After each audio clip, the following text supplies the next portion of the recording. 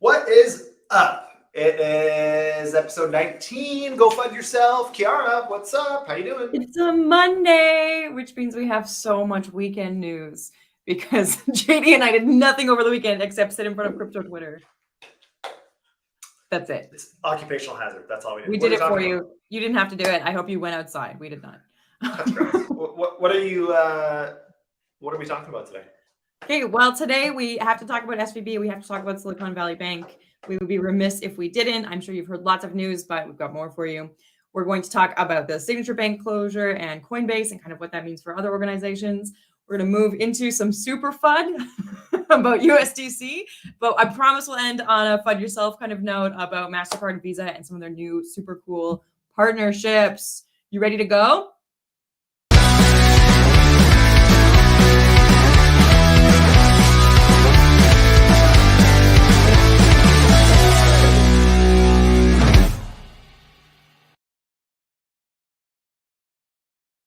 All right.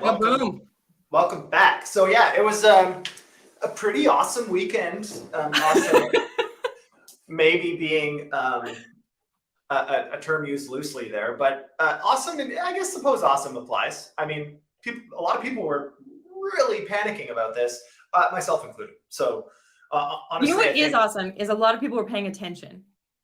I had people who aren't in crypto at all messaging me to ask if this impacted my life. More people are paying attention to crypto than ever before, and I'll take that as a win. Yeah, it's funny because, wow, yeah, I take it as a win, I suppose, but if they're paying attention to crypto for the wrong reasons, unfortunately. But I think it's just interesting to see how, people come out of the woodwork. All of a sudden, like my aunts and uncles who have never said a word about crypto are like, hey, is this bank affecting you? I'm like, what? Like, obviously you just read this on the newswire somewhere, which is, again, another big piece of why we're doing this daily stream, the daily pod, because I think if you were just to read the headlines, obviously, and if you didn't know any better or didn't know where to go and get information, you'd be wildly misinformed. Oh my goodness. Can you imagine? Yeah, I can. I mean, I hear it all the time. When I'm out and about, I hear a lot of people, especially after the FTX thing, a lot of people like that you could tell had never touched crypto, had never touched FTX, but all of a sudden had deep and strong convictions over what happened and what caused it and all this other stuff. And I think that's interesting. But the signature, or not signature, but well, we will talk about SVB. Signature. But the SVB thing is definitely super interesting. I know you have a lot to say about SVB. For those who are a little bit more crypto curious, can I just run through a couple of the headlines and you can give us that initial commentary, like of how funny that is, and then how to actually use your thinking and reasoning skills here? Let's do it.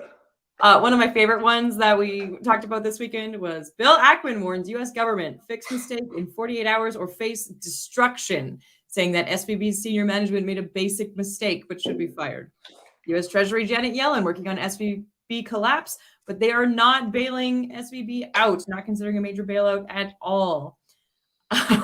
We continue. We move into Signature. We have more about SVB. Ooh, there's been all this stuff about the super billionaires pulling money out of SVB first. That's pretty super fun and funny. There are some great resources about what has happened already on Cointelegraph and CoinDesk and that kind of thing. So if you want a step-by-step, play-by-play about all of the gossip and all of the news, because it is kind of interchangeable right now, you can totally take a look at those. We found a couple really good ones on Cointelegraph and on CoinDesk. But that doesn't actually break down what has happened and what is impacting people. We're seeing lots of, if you're an Instagram person, you're probably seeing that people aren't able to pay out on Etsy. So a bunch of Etsy stuff is stopped. If you're in crypto, you're probably wondering what this is going to do to your USDC, since it was kind of like, whatever. And if you're JD, you probably have a lot to say about SVB in general. Never. I would never have a lot to say. It's worth noting that USDC is back to pretty close to peg, 99 cents and change. Okay, I'm not that smart, so it took me all weekend to figure out how I really felt about this Silicon Valley Bank thing and like what it means and is there a potential contagion?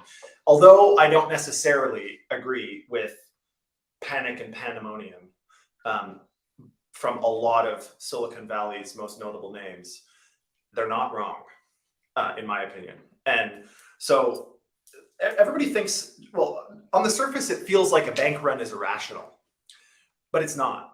A bank run actually is very rational. There's no downside in pulling your money, only upside. Leaving your money is downside.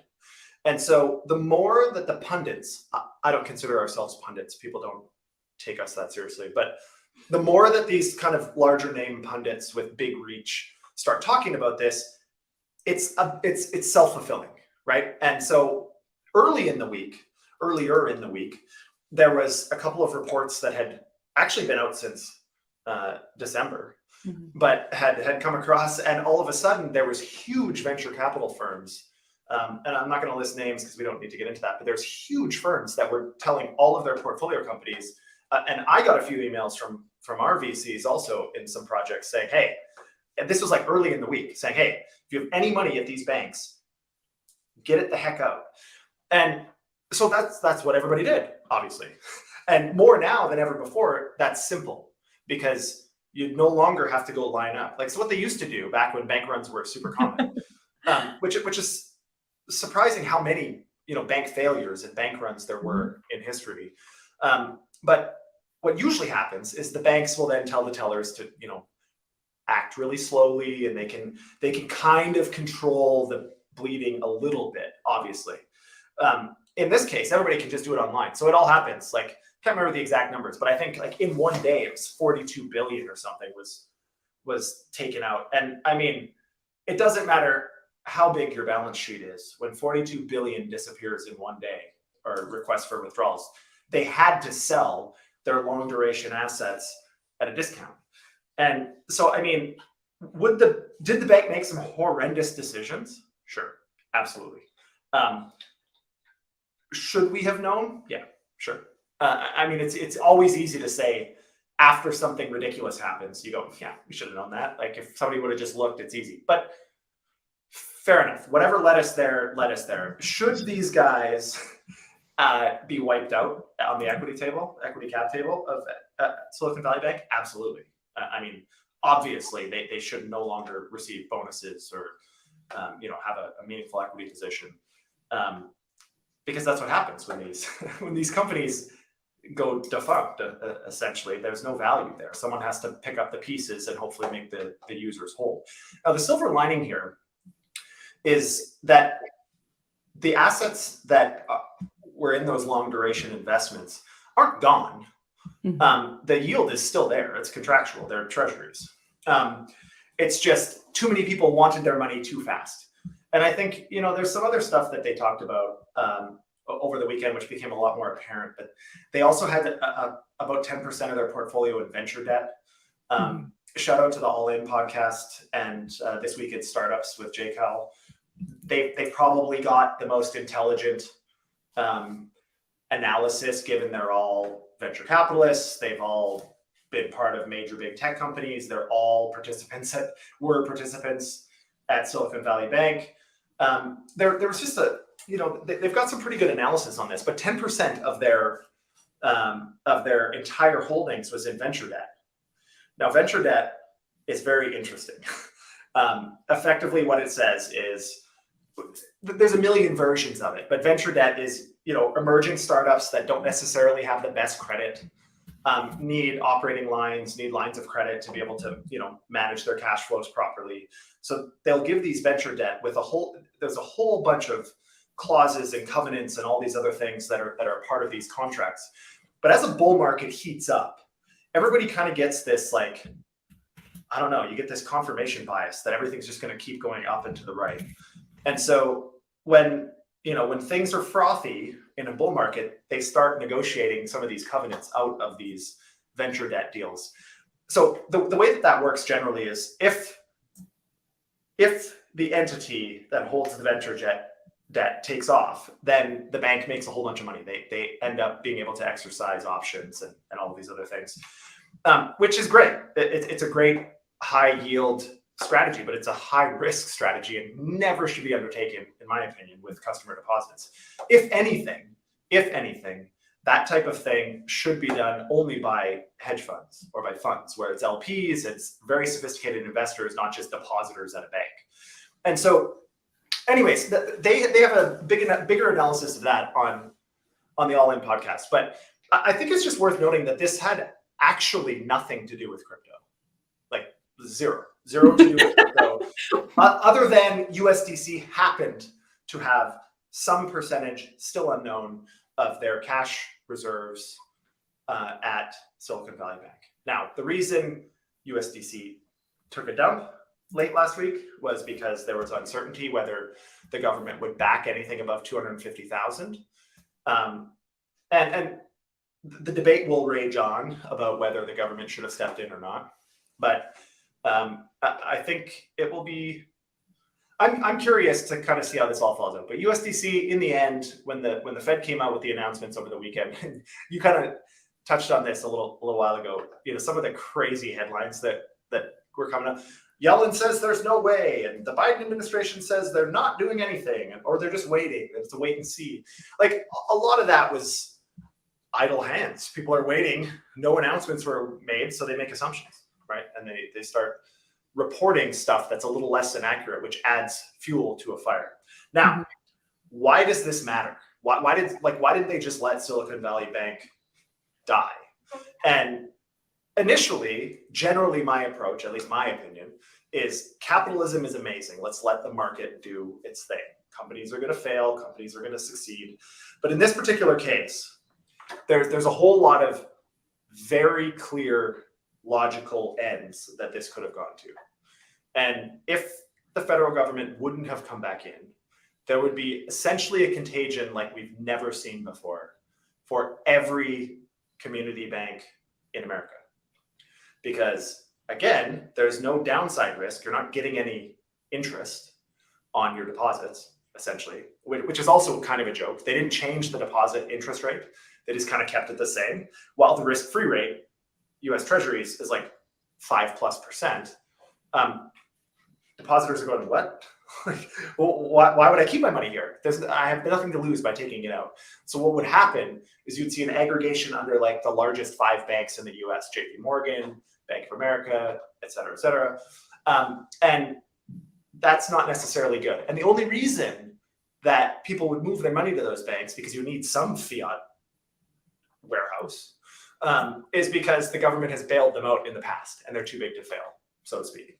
And so any small bank, and we saw this like over the weekend, any of these like regional banks that were open over the weekend and didn't close until this got figured out. I mean, there's lineups, there's people trying to take their money out like everywhere. So I think although there's a lot of speculation about the venture capitalists and their positions on this had everything to do with their own profit in their portfolio companies and nothing to do with the global financial sector, I actually tend to think that, yeah, that might be true. They may have had personal and business motives, but I think they weren't wrong about the contagion. And so is USDC going to be okay? Yeah, it seems that way at this point. Which is great, thank God, because that's the one. I feel like I need to defend a little bit of this FUD. Okay, defend it. Let's go. Sorry, I had lag. My bad. I feel like I have to defend a little bit of it because, or at least a little bit of the bank run, or at least a little bit of people's fear, just because of some of these headlines. So even today, CNBC is still reporting that Circle has $3.3 billion with SVB. And I think the average person is like, $3.3 billion? That is more money than I can even fathom or understand might exist, right? So of course that sounds terrifying. But in reality, according to TechCrunch at least, they have USDC, there's 43.5 billion in other banks and being held elsewhere. So 3.3 billion is just a negligible, less than 10% component of this. But how can you not read a headline that says $3.3 billion are stuck in SVB based in crypto? That's going to, what's that going to do to our markets? But in this instance, you have to consider how large that market is and how much money actually moves day to day in that market. Can you kind of speak to that a bit? Yeah, I mean, obviously the flows of stablecoins dwarf that 3.3 billion. Like, I mean, stablecoin movement is the largest probably out of any asset other than maybe ETH and Bitcoin probably, in terms of volumes. Like if you look at, let's see,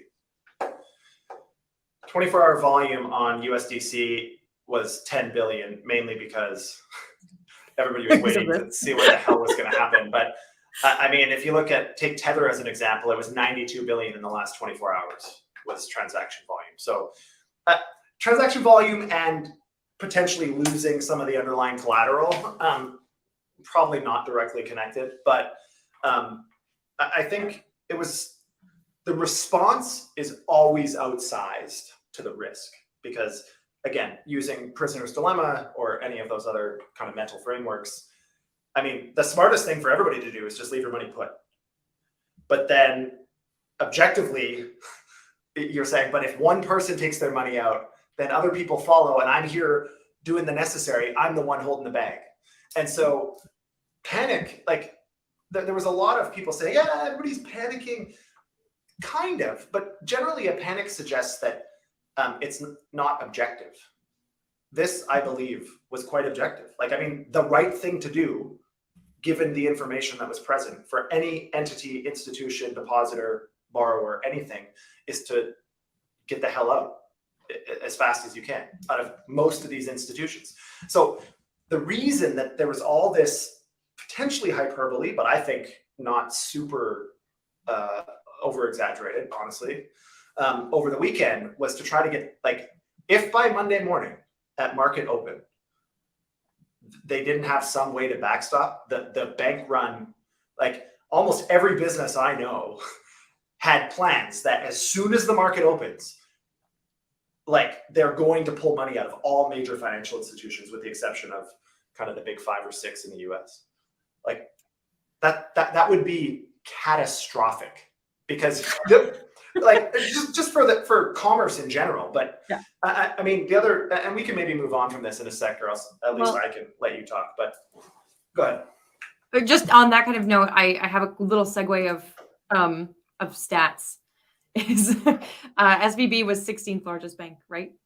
In the States. That's kind of what the news was saying. And so the total number of Federal Reserve FDIC banks is over 4,000, and the total number of Federal Reserve banks that they bother ranking is just over 2,000, so 2,124 banks. And according to Wikipedia, Bankrate, Federal Reserve, etc., in America, there's over 72,000 banks. I don't know exactly how that's gonna. I don't know exactly how there's 72,000 banks. They must be accounting for some different branches and stuff. I didn't look too far into those stats. But when you say that people are considering pulling their money out of all of these banks, like if there are 2,000 Federal Reserve banks and we're only at number 16, if only this one is failing, how does it impact the marketplace if people are pulling money out of National Bank of Andrews Bishops? Like, right? Like, what does that look like? That's 2,119 ranking by the Federal Reserve. Are people going in and panicking at all of their banks, or is that a little bit too Great Depression of us? No, I think that's actually what the logical end would have been. Is everybody would have said, is this bank going to be big enough to be backstopped by the U.S. government? If not, I'm out. That's effectively what happened. And I mean, I've got my own thesis on this. Like, I feel like without a shadow of a doubt, the U.S. government caused this. Not on purpose necessarily. I don't think they intended to cause this. If they did, that would be pretty diabolical. But I don't think that they intended to cause this, but they did cause it, right? All of 2019, 2020, 2021, they were pushing companies to buy treasuries because they were trying to remove money from the money supply and to offset the money printing that was happening. So they're saying, hey, buy these treasuries. Hey, buy these treasuries, buy these treasuries. We need you to buy these treasuries, whatever. The problem with treasuries, especially for institutions that don't interest rate match properly, when interest rates go up, which is what happened, faster than most normal times in history, if ever, then the value of those long duration assets goes down drastically and really fast. And so, I mean, it's kind of hilarious that this is all happening while last week or the week before, Janet Yellen Treasury Secretary was in Ukraine, figuring out how to pay their government officials their pensions. Like, I don't know exactly what the hell she was doing over there, but instead of paying attention to what's going on here and the actual problems that are brewing underneath the surface, I think the U.S. government was distracted and by a lot of other shit. And Biden, in the meantime, is talking about, a massive estimates up to 7 trillion in a budget, which is a significant increase. Now he's claiming that he's going to tax the shit out of everybody to offset that increase, tax the shit out of the rich or whatever he claims. But that's not that accurate either. But anyways, long story short, couple that would have crazy inflationary pressure, which means, and I think, I'm not sure if we have a banner for this, but now the Fed has to potentially raise rates again, more drastically. Again, if they do it again, that's going to compound this exposure for all of these smaller institutions that have mismatch of time duration on their yield assets. It's a big mess. The U.S. government is asleep at the wheel. We're talking about Treasury secretaries talking about ESG commitments and all this other nonsense. Why are we not focused on the foundational health of the economy, which clearly is in shambles at the moment? I'm obviously worked up about this because I think it's freaking crazy. Let's roll up into a different topic. It's unbelievable. If you have other questions, if you want to know about insurance, if you want to know about SVB, if you want to know about how mad JD is about it, hit us up on Twitter and we will engage because JD needs to talk to somebody about this. I can't help but respond. So if somebody says something to me, I'm happy to respond, or at least have a discussion. And maybe someone can convince me otherwise. But I think even if you look at the most recent board meetings, as recent as a couple of weeks ago, in February, of Silicon Valley Bank, their major concerns was how they were keeping up with their climate agenda and ESG and equity and all this other nonsense that has absolutely nothing to do with fundamental banking, which is where this went sideways. This isn't even a black swan. This is, again, really easy to say in hindsight, but this is kind of pretty straightforward math on making sure that you have assets available. And again, this has been bringing into question fractional reserve banking for years. We've been talking about this since even the mortgage-backed security debacle in 2008 and the Great Recession. That's what all of these derivative products and fractional reserve banking does. It allows the banks to try to get more yield, try to get more revenue by multiplying how they're lending out assets relative to what sits in deposits on the balance sheet. And that, in these circumstances, when interest rates go skyrocketing, it's crazy. Bad recipe. You're going to have to write a Twitter thesis on it. In the meantime, can you tell us a little bit more about a different major loss in the market? This is a prime example. So they closed Signature Bank somewhat quietly over the weekend. On Saturday, they just announced, Signature Bank's closing too, which is too bad. I don't know as much about Signature Bank, although in 2017-18, we worked with Signature Bank a lot to facilitate transactions and ICOs and different things. And so it's kind of weird that the Signature thing happened, although they were in mumblings last week also of maybe having some of this similar type of exposure. But they're a fairly large institution also. It's unfortunate. Anyways, the headline comes out that Coinbase lost 240 million. No, Coinbase did not lose 240 million. Coinbase has now a credit. They're a creditor for 240 million at Signature Bank. But what the government and this is not the only outlet that's running with this headline either, which is kind of crazy. But to anybody that's been paying attention for the last week, knows that this is not the case. Worst case scenario, they're a creditor and they're going to maybe get a haircut. Best case scenario, which is what ended up happening, the government said, listen, your deposits will be there. Now, we could spend another hour talking about the negative impacts of the federal government stepping in and why that it's kind of like what TARP was. I don't know if you remember what TARP was during the recession, but it was a program essentially where banks could apply for relief from the federal government if they were on the verge of collapse. I saw someone today say that, and I can't remember who, or else I'd give them credit, say that essentially what the federal government has done now is TARP without approvals. So any bank qualifies. And then Biden comes out and says, there's not a single US dollar, taxpayer dollar that's at risk here. Like, where does he think he's getting the dollars from? All the dollars of the US government are taxpayer dollars. Well, except maybe USDC dollars. Yeah, so maybe USDC. I do want to talk about just kind of how funny headlines are getting about all of this. Obviously, SVB is a big deal. People are mad about it, so we're going to fearmonger. We're going to bandwagon on some of these headlines. And then if Signature also closes, and then if we don't do our due diligence and we don't know how this is actually going to impact our marketplace, we get headlines like, in a fresh on-chain USDC position, something could happen. If, then. This is just like, it's more like creative writing than storytelling. So there's a lot of nuance to this too, right? Like, I mean, if it depends what protocols, like what on-chain protocols they're using. Some of them allow you to significantly lever up, and which is probably what was happening, which is why this headline even exists. When there was a USDC depeg, and then the expectation turned to the federal government backing Silicon Valley Bank, then of course it slingshotted back to par or close to peg. And what most people were trying to do was trying to create synthetic leverage. So effectively, you would deposit on a platform, borrow the same asset against it, deposit it again, borrow against it, deposit it again, and you create synthetic leverage. And the reason that that's a problem is every time you do that, you have less market movement before you're liquidated. So, and there's a lot of different strategies on how that would happen. The one in particular that I just said actually wouldn't lead to this exact scenario. But there's a lot of ways that people are using on-chain platforms to give themselves different types of exposure.